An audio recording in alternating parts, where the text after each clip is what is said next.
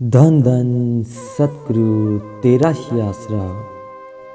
GSM by Ram Singh और पाल इंसा पुत्र सचखंड वासी हाकम सिंह गाब शाह सतनाम जी पुरा जिला सरसा से अपने पर हुई पूजनीय परम पिता शाह सतनाम सिंह जी महाराज की रहमत का वर्णन करता है।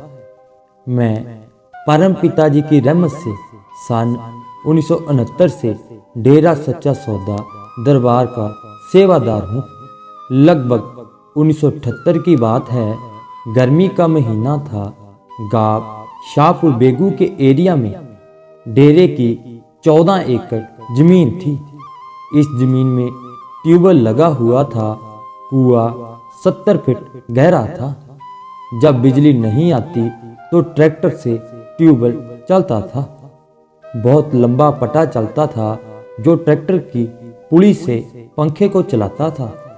एक बार ट्यूबवेल खराब हो गया। दोबारा बोर कर लिया था। मिस्त्री कैप्टी यानी शुरुआत में पानी के साथ मिट्टी आती है जिसे कैप्टी कहा जाता है। जब रेत ज्यादा आने लगी तो मिस्त्री ने मुझे कहा कि तू कुएं में नीचे जाकर देख कि कहीं कुआं बैठ ना जाए। जब मैं सीढ़ी से उतरकर नीचे चला गया तो नीचे से 10 फुट पर कुआं टूट चुका था। ऊपर वाला 7 फुट भाग उसी तरह खड़ा रहा, परंतु नीचे वाला 10 फुट टेढ़ा हो गया। 2-3 फुट की दरार आ गई, मिट्टी गिरने लग गई। मैंने मिस्त्री को आवाज दी और बताया कि कुआं टूट गया है, नीचे वाला हिस्सा टेढ़ा हो गया है, मिट्टी गिर रही है, ट्रैक्टर बंद कर दो। कोई चानर यानी लाइट कर ताकि मैं बाहर निकल आऊं। उस समय रात का अंधेरा हो गया था। मिस्त्री ने चलता हुआ ट्रैक्टर बंद कर दिया। उस समय बोर वाली पाइप टूट गई तथा 2-2.5 फुट पानी कुएं में भर गया। मैंने मिस्त्री को आवाजें दी, परंतु उसने मुझे कोई जवाब ना दिया। शायद वे इस बात से डर गया था कि कुआं बंद हो जाएगा तथा बंदा मर जाएगा। वह वहां से भाग गया। अंदर पूरा अंधेरा था। मैं घबरा गया कि मेरा अंत समय आ गया है, क्योंकि मिट्टी लगातार गिर रही थी। मुझे कुछ भी समझ नहीं आ रहा था। उस समय मैंने मालिक सतगुरु को याद किया तथा धन धन सतगुरु तेरा ही आसरा का नारा लगाया कि मालिक अब तू ही बचा सकता है। उसी समय बाहर से आवाज आई जो मिल्खा सिंह जी की आवाज थी। मुझे आवाज सुनकर हौसला हो गया कि भाई आ गया है, अब मुझे मरने नहीं देगा। उसने मुझे 2 बार समझाया कि मोटर पर पैर रखकर सीढ़ी को पकड़ ले, तेरा हाथ पहुंच जाएगा। वहां दिखता तो कुछ भी नहीं था, क्योंकि कुएं में घना अंधेरा था। कुएं में लोहे के सरिये की सीढ़ी फिट की हुई थी।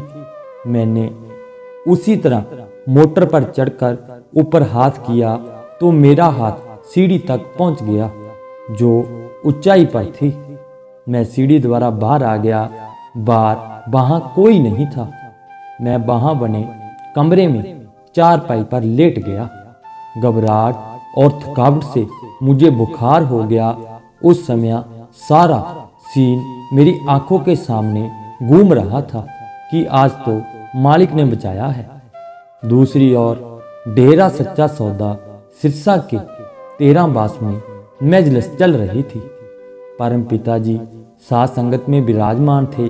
परम पिताजी ने निर्मल सिंह तथा हरनेक सिंह मानसा के मिस्त्रियों को प्रसाद देकर मेरे पास भेजा कि पता करके आओ कि अपना ट्यूबवेल ठीक चल रहा है और पाला को प्रसाद भी दे आओ।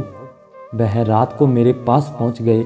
उन्होंने मुझसे पूछा, क्या ट्यूबवेल ठीक चल पड़ा? हमने जाकर परम पिताजी को बताना है। पिताजी हमारा इंतजार कर रहे हैं।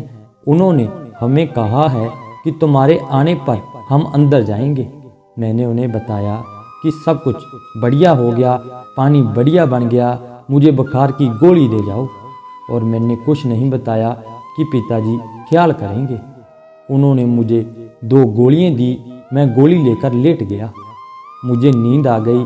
रात को नींद की अवस्था में परमपिता शाह सतनाम सिंह जी महाराज ने मुझे दर्शन दिए और फरमाया, लाइट आ गई है, तू उठकर कुआं देख।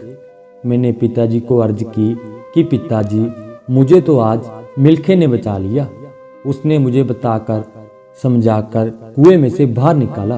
परम पिताजी ने फरमाया, ओ ता भाई असी आवाज मारी सी, मिल्खा तो उथे है ही नहीं सी। जब मैंने उठकर देखा तो कुएं में लाइट जग रही थी।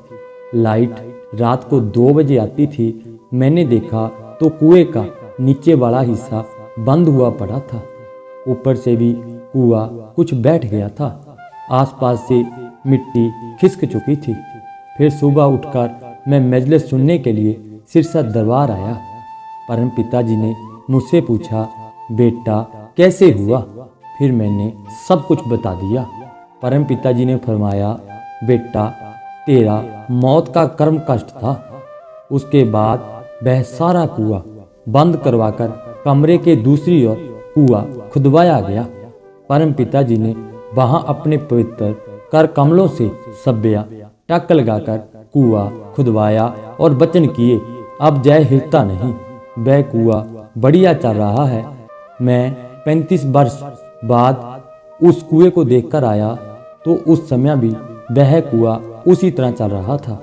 धन धन सतगुरु तेरा शास्त्रा, धन धन सतगुरु तेरा शास्त्रा।